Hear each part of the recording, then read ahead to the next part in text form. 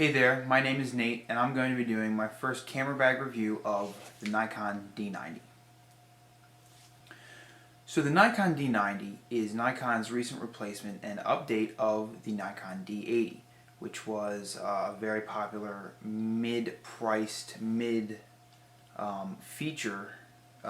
digital SLR. I just got this camera a couple days ago and I already love it. It's so much better than my D40X, which I loved also. And in this video I'm going to show you some of the features and things that the Nikon D90 can do. Alright, so now I'm just going to show you where different things can be found on the Nikon D90 and explain what some of the buttons and things do. So let's turn it on right up here. If you click this wheel over to the right, the little screen lights up. Very nice if you're shooting in the dark, like I like to do at football games. Turn it again to turn it off. Like I said earlier, you take this little knob down here and you can change your shutter speed. Take this little knob up here and you can adjust your aperture. With this button down here, you can hold it and you turn this little knob. You can adjust between automatic autofocus servo, single servo autofocus, or continuous servo autofocus for if you're shooting sports. Right here is the function button, which you can assign to pretty much anything in the camera that you want. It's just a little shortcut button. So if I hold this button down, what it'll do is it will let me choose between auto area autofocus, 3D tracking dynamic autofocus, which is very cool. I'll explain that in a minute. Single point autofocus or regular area dynamic autofocus. Up here is your metering button. Push it down. The little metering symbol gets highlighted and you can pick between matrix area metering, spot metering, or center weighted metering. There's also different options inside the menus where you can choose the diameter of the center weighted metering circle. As you can see, there's your memory card readout as to how many shots you have left.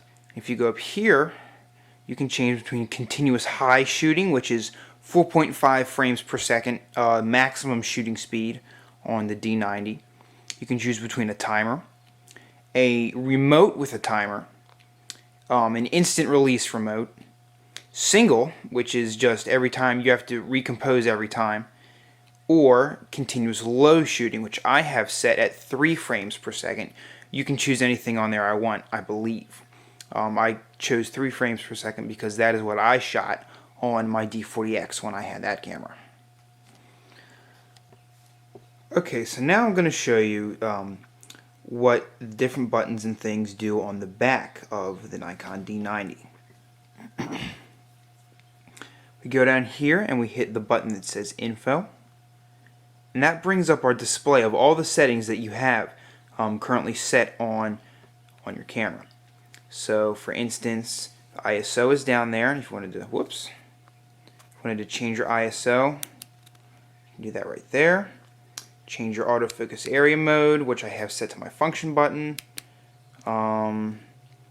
Shutter speed, aperture, all that good stuff.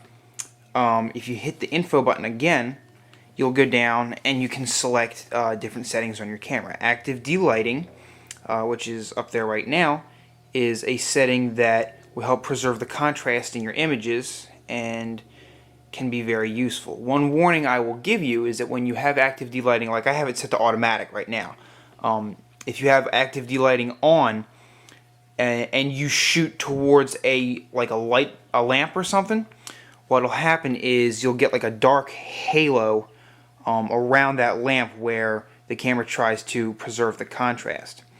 High ISO noise reduction, very, very useful for me for shooting football games. I keep it on normal. Long exposure noise reduction for if you do like nighttime shooting with like star trails and stuff. You can use high exposure noise or long exposure noise reduction. I'm sorry. I don't use it, but it's there if I need it. Picture control, you can set the saturation for your pictures like standard, neutral, vivid, monochrome, portrait, and landscape. The function button, which I have set to so I can swap between my autofocus modes, and you can assign the auto exposure lock, auto focus lock button, and you can pick between any of these different choices. Up here we have our review button to review your pictures. I don't have any pictures on there now. I just downloaded them onto my camera. So if you had a picture, you'd click that, and if you don't like it, you go up here to the delete button, hit the delete button, and it'll give you a message that says delete.